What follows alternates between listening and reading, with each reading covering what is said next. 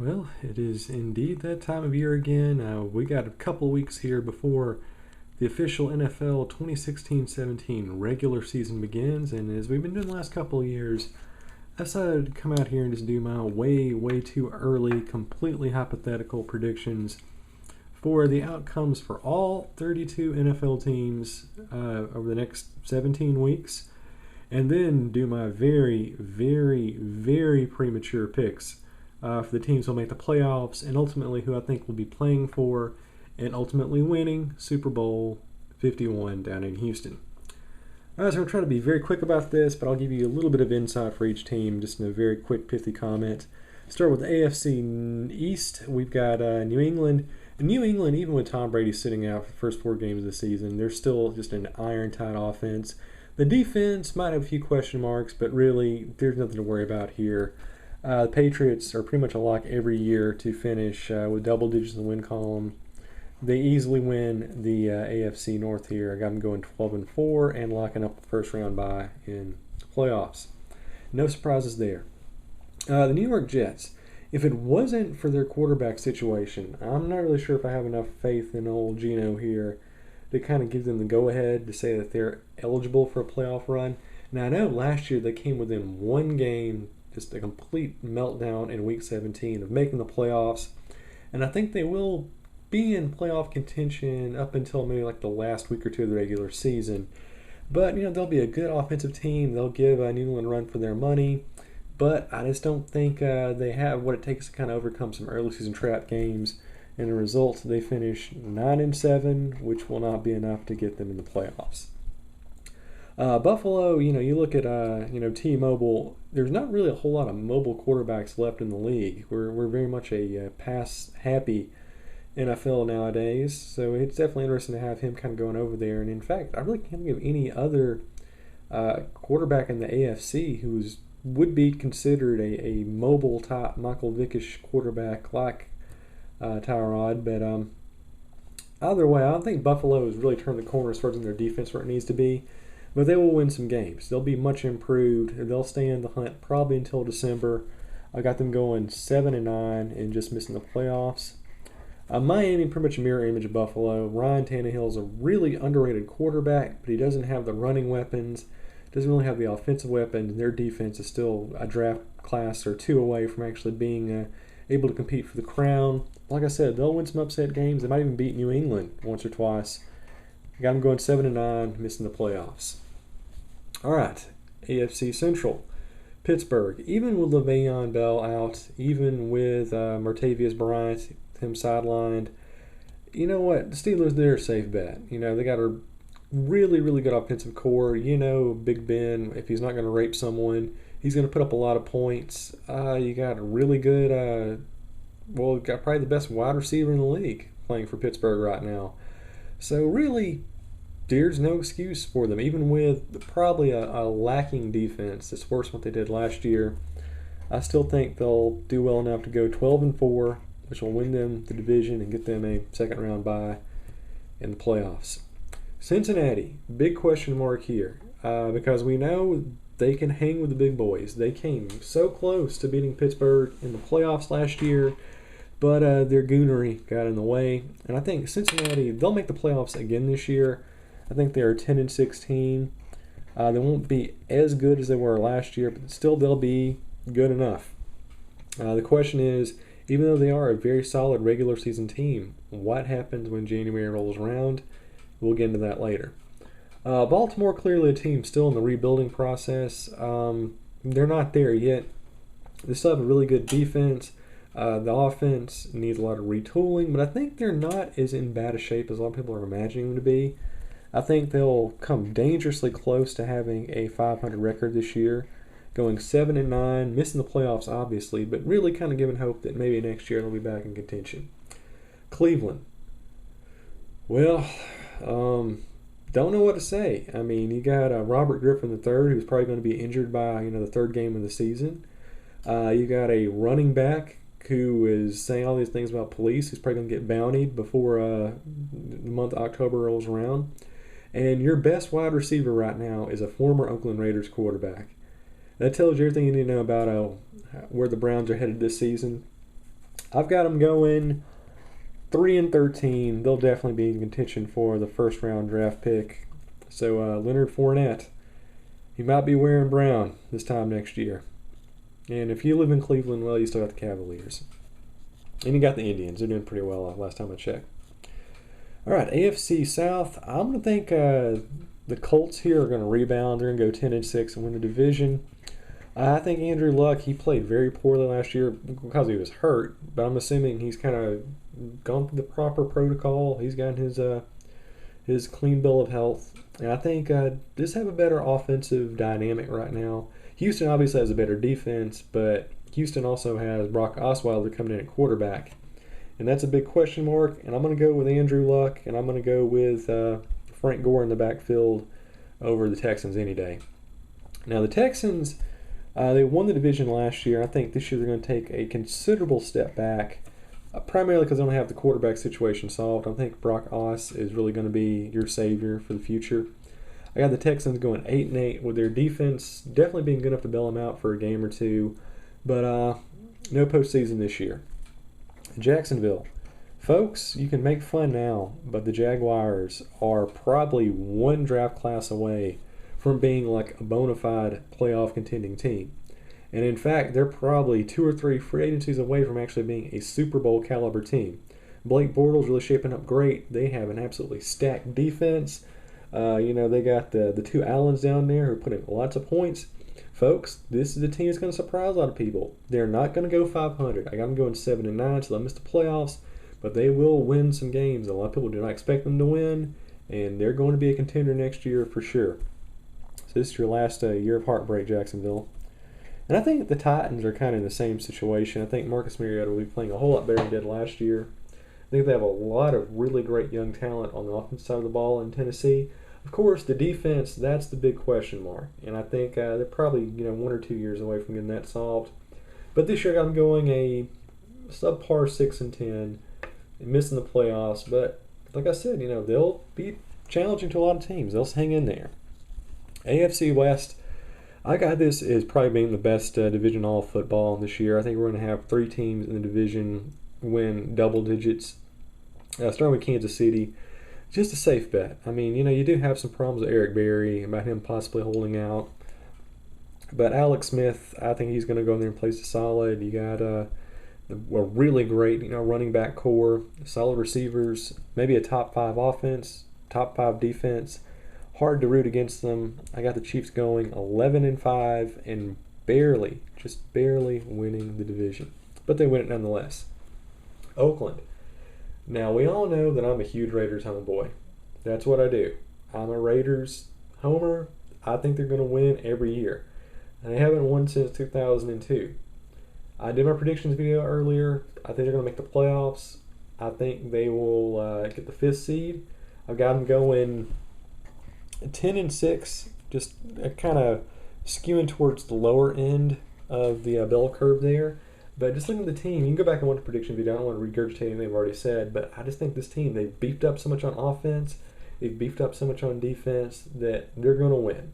They pretty much have to, and they'll do good enough to almost win the AFC crown, but again, the playoffs, and from there, I imagine freaky things happening. Denver, our defending Super Bowl champions, they're without a quarterback. I don't believe in Mark Sanchez. I don't really believe anybody they have beneath him is really going to be the quarterback of the future. Defense is still great. I mean, definitely top 5, maybe even the best overall. But without having that solid offensive core, I just think Denver, they're going to lose some games. They're going to lose them early. They're going to have a big collapse towards December. They go 10-6, but they will miss the playoffs. So we'll see what happens from there. In San Diego, it's going to be marginally better than what they did last year. I got them going 5-11. Probably Phillip Rivers last year before he decides to get traded or hangs him up. Then they moved to Los Angeles. Not much to say about there. There's really no expectations. All right, NFC East. I've got Dallas going 9-7, which should be enough to get them in the playoffs and win the division. I think, as it has been in years past, the NFC East will probably be the worst division in all of pro football. But, Romo, as long as he can stay healthy, I mean, that's the thing. They have probably the best O-line in all of football. They got Ezekiel Elliott, I think, can put up a lot of points. Their defense, not the best in the world, but better than average. And just as long as Romo is healthy, they can win this division. And they can get very, very far in the playoffs against all odds. But like I said, more on that later. New York Giants, I'm going 8-8. I think more inconsistency from Eli Manning is to be expected here. I think actually he may even be out of a job by the time the year's up, just because you got the 2 Super Bowl rings, but you know what? You just got to play consistent, got to get them over that hump. And the Giants, they're going to go out there and lose some really, really early trap games they should not lose. And I mean, this is the way the division is. They're going to be in contention like around December, but by that same token, I just think Dallas is going to get hot, and the Giants just going to collapse like they always do. 500 record, moving on. Redskins, they won the division last year. They're not winning the division this year. I don't believe Kirk Cousins is the answer. I just don't have that much faith in their defense. I think last year was a fluky year just because Roman was hurt and the Giants were doing everything they can to not win. And they ended up taking advantage. I think this year they take a pretty big step back. They fall to being a 5-11 team, and there will be question marks aplenty for the Redskins in the offseason. Philadelphia, no expectations here at all. I got them going 4-12, their worst record since 2012, I believe. Just this team, don't even want to look at them. They're just in absolute disarray. The Chip Kelly experiment is just melted down. There's a lot of fallout there. Don't expect much out of them at all. Green Bay, I got them going 13-3, accumulating the best overall record in NFL. I mean, there's the safest bet there is. You got Aaron Rodgers, the most consistent quarterback in the league. Great running, great receiving cores, solid defense, good O-line. They're going to win games. Now, the Vikings will give them some trouble, and that'll probably cost them a game or two. But just overall, I mean, come on, they're the pack. They're pretty much the same thing as the Patriots. Safe bet year in, year out. You got to go with them. The Vikings, just as long as our good old running back buddy there doesn't beat up his kids anymore, I think Adrian Peterson's going to run for a lot of yards, maybe even eclipse 2,000 again. I think at the quarterback up there in Minnesota, Terry Bridgewater, he's slowly morphing into one of the best quarterbacks in the league, and the defense is getting better. Got the Vikings going 11-5, making the playoffs. Really no question marks there. They're a good team. Maybe not an elite team quite yet, but getting there. Chicago, I see a huge decline in quality here. I'm going to 5-11. Jay Cutler will probably be out of a job by the end of the year. Probably be some personnel changes. Losing Matt Forte, that was definitely their best offensive player last year. The defense has not really improved at all. I just don't see much happening here. And of course, Detroit is just a dookie storm of biblical proportions. Calvin Johnson doing his best Barry Sanders impersonation and retiring early, leaving Matt Stafford to throw to Golden Tate, and that's about it. And the running game is bad. The defense game is really atrocious. 4-12 is the best I got here. Now, Carolina over in the NFC South is an interesting situation. I'm going 12-4, which obviously is worse than last year. But despite that, I think overall this is going to be an even better team than what we saw last year, and I know that's scary to hear that. They went 15-1 and played like crap at Super Bowl, but that's an aside. Just, Cam Newton, you don't really have that many mobile quarterbacks in the league anymore, and I think he offers a dynamic which is really going to throw a lot of defenses for a loop. And they're in a pretty weak division. They're just a solid team overall, great defense, plenty of good receiving weapons, a top 5 quarterback in Cam. Really no excuse for not, win at least double digits. That should be enough to get them a first-round bye in the playoffs. Tampa Bay, I've got this as a surprise playoff team. I think Jameis Winston played great last season. He's going to play even better this year. He's a mobile quarterback. They're hard to contain. That'll win you some games. And, I mean, just look at them. They got a really good running back duo. They've got some good receivers out there. The defense made great strides this year. I mean, they're not, a legitimate top 10 defense yet, but they're getting there. Give them some time, give them another season or two, and they'll have all the weapons in place to be another Super Bowl caliber team down in the Bay. But like I said, surprise team, got them going 9-7, enough to make the playoffs, and we'll see what happens there. New Orleans, the Drew Brees is pretty close to calling it quits. This entire team is just absolutely on the verge of collapse. The worst defensive unit in the league, their words are going to continue. Still a pretty solid offense, but they're going to give up a lot of points this year. They're going to give up a lot of yards, and 6-10 is the best I've got. Atlanta, that's my hometown team, even though the Raiders are my boys. Atlanta, they're just a very confusing team because you don't know what identity you're going to get. I mean, you got Julio Jones, you got Devontae Freeman. These are really, really great offensive weapons to be sure, but Matt Ryan is just so inconsistent. There's a ton of question marks about the defense. I got them going 5-11. I just think there's too many tough games against Carolina and Tampa Bay. They just have a really hard schedule overall. They're going to be dropping some tough ones, and we'll see what organizational changes happen next year from them moving that big old taxpayer-subsidized dome next to the Georgia Dome. Or what's it called? Mercedes-Benz Stadium? Whatever. The pinwheel? Whatever. It's the side. All right. NFC West. I got the Seattle Seahawks going... What do I have them going? I got them going 10-6. I think Russell Wilson... is it Russell Wilson, Russell Willis, Russell Wilford, whatever? It's one of those things where the Cardinals have dominated the division the last 2 years, but, I just like their play better. I think Cardinals are in for a collapse this year. Eventually Carson Palmer's going to get hurt. And, even though there's been some pretty big losses to this team's offense and defense, obviously Beast Mode being the biggest, but also I think Bruce Irving leaving the team leaves a pretty big gap on the Temple of Boom. I still think they're a good team. You got a good quarterback. You got a really good run game. The defense is still solid. I got them double digits this year. They're losing for them to not win that many games. Arizona, like I was saying earlier, maybe top 5 offense, maybe top 5 defense. But I've got them going 8-8 this year because the quarterback situation has me concerned. Carson Palmer stayed insanely healthy last year against all odds. I don't see him holding up this year. I think he goes out early, and from there, this team will be in absolute disarray. They'll get ganged up on by the Rams, get ganged up on by the Seahawks, and they finish with a 500 record and miss the playoffs. Now, the Rams, down there in Hollywood. I've got them going 8-8 as well, another 500 team, almost making the playoffs. Todd Gurley is a really, really great offensive player. He might even be MVP caliber at this point. But quarterbacking, we'll see. There's lots of question marks there. The defense is improved, but not improved as much, but enough to go 500. Give these guys another year or two, and they'll be playoff contenders, maybe even Super Bowl contenders. Just give them some time. But this year, 8-8, they'll be a team to keep an eye on. And San Francisco, I got them going 5-11.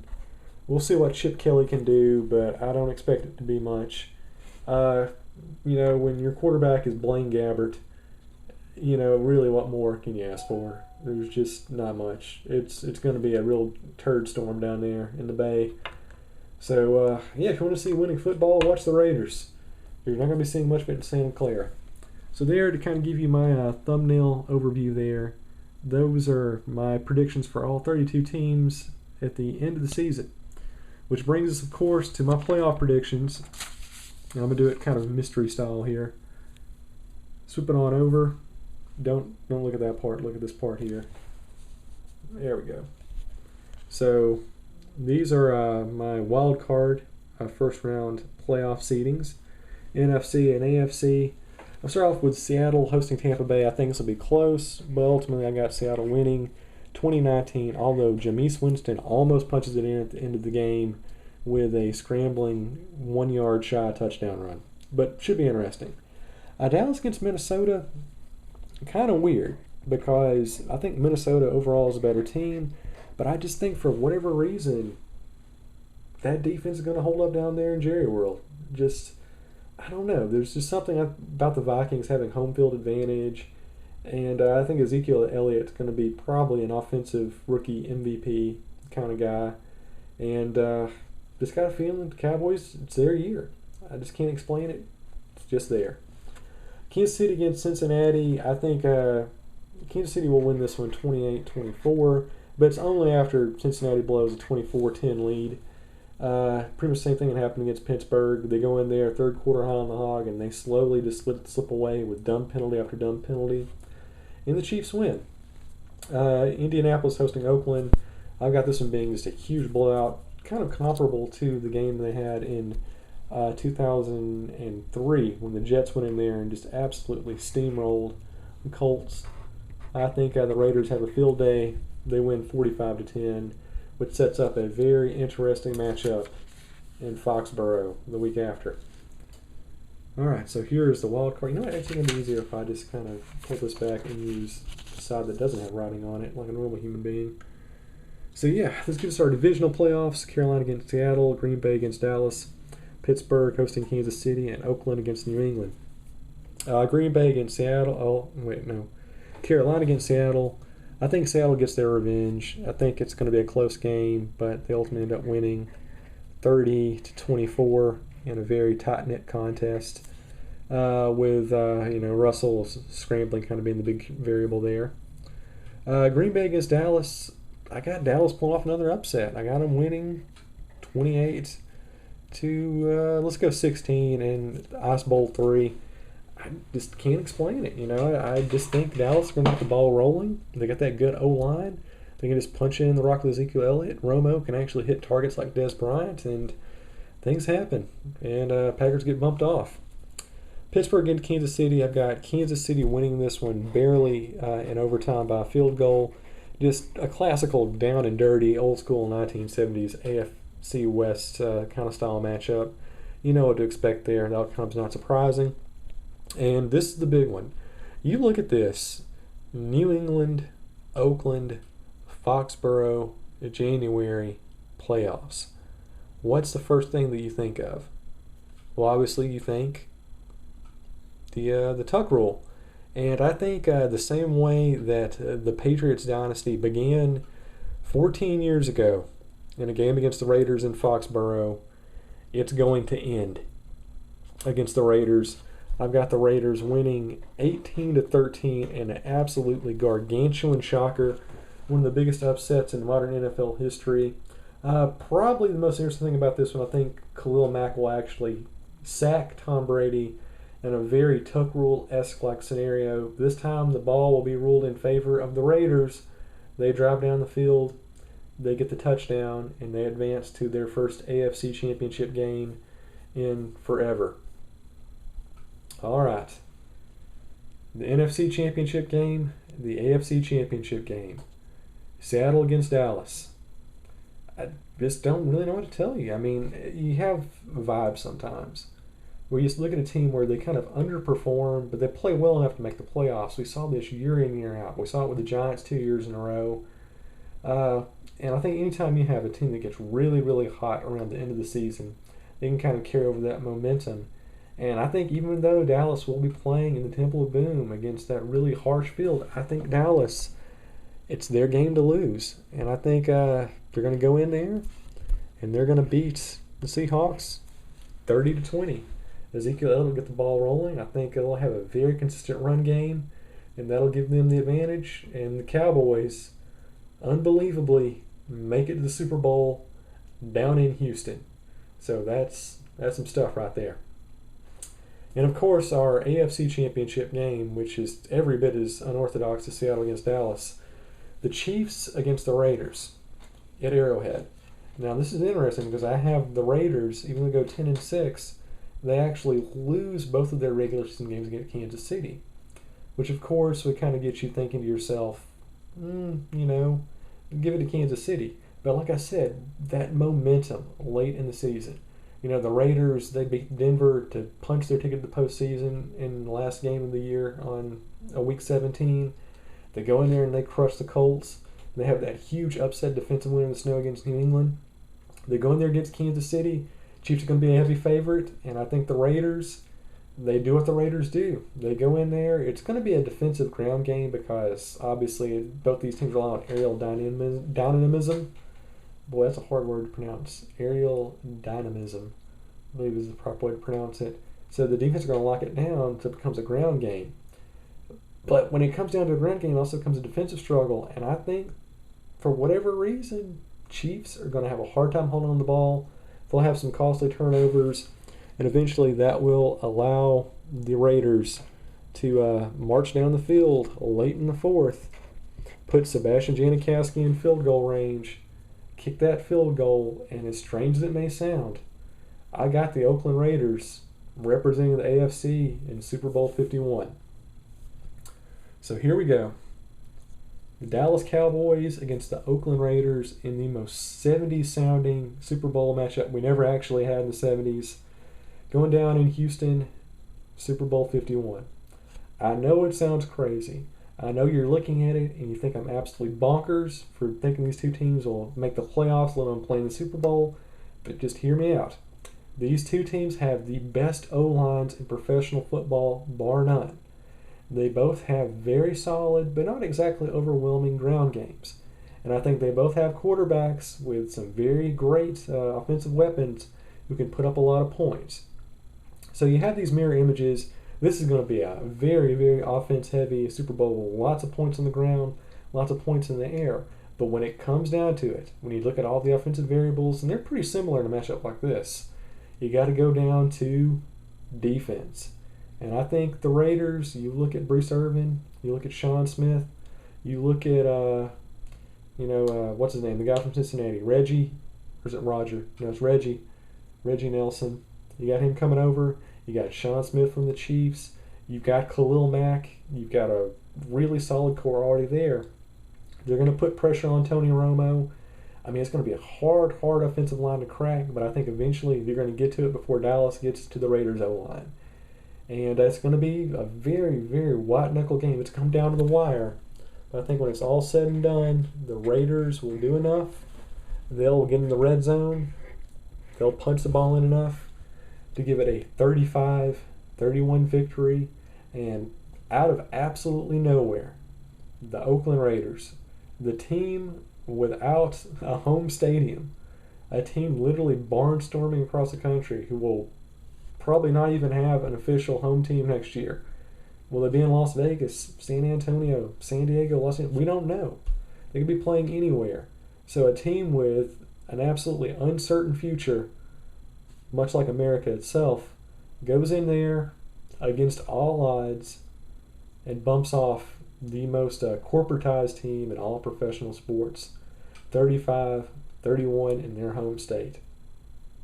Folks, I can't think of anything more beautiful than that happening. And I'm going to say one more thing. I know it's a 30-minute video, it's really long. But here's how much faith I have in the Raiders. I know it's going to sound crazy. I looked at the stats earlier. I'm not really sure what they are. They're like a 40-1 long shot to win Super Bowl this year. Probably even worse than that. I haven't checked in a while. But you know what happened? This time last year, what was going on in the Premier League? Leicester City, they actually had polls out there that said Simon Cowell had a better statistical probability of being named the next Prime Minister of the UK than that team had of winning the Premier League, and they won the damn Premier League. And I think the Raiders can go in there, just with so much improvement they've made, with just the stars shining upon them, just everywhere America is right now, this is a team that embodies us. Just a bunch of ragtag group of guys just trying to find their way in this wacky, crazy world, going in there with low expectations and succeeding high. And I'll do one more. I'll make this official. I'll say this back in August. When the Raiders do win the Super Bowl, once they overcome all these adversity, all the statistical improbability, I'll put my money where my mouth is. If the Raiders, as that 40-50-1 shot, whatever, go in there and make the playoffs and make it all the way to the Super Bowl, I will propose to my girlfriend in 6 years. So that's added pressure on you guys, Oakland, or Los Angeles, Las Vegas, where we're going to be playing. You know, Mark Davis, Khalil Mack, all you guys. The fate of my marriage is in your hands. If you go out there and you perform well and you win and you get points on the board and you make it Super Bowl LI, then you're responsible for creating a healthy and sustainable and productive and child-rearing marriage that'll be happy and optimistic for a long time to come. In fact, if you win the Super Bowl, I will name my firstborn like some crazy permutation of former Raiders, like Stabler, Gannon, Mack, Swift, or whatever. I'll come up with something. So there you go. I've got the Oakland Raiders against all odds, being the team to sneak in the playoffs and win the Super Bowl. And you do your part, I'll do my part. You get the Super Bowl, I'll get the engagement ring, I'll post the video. So Oakland, no pressure.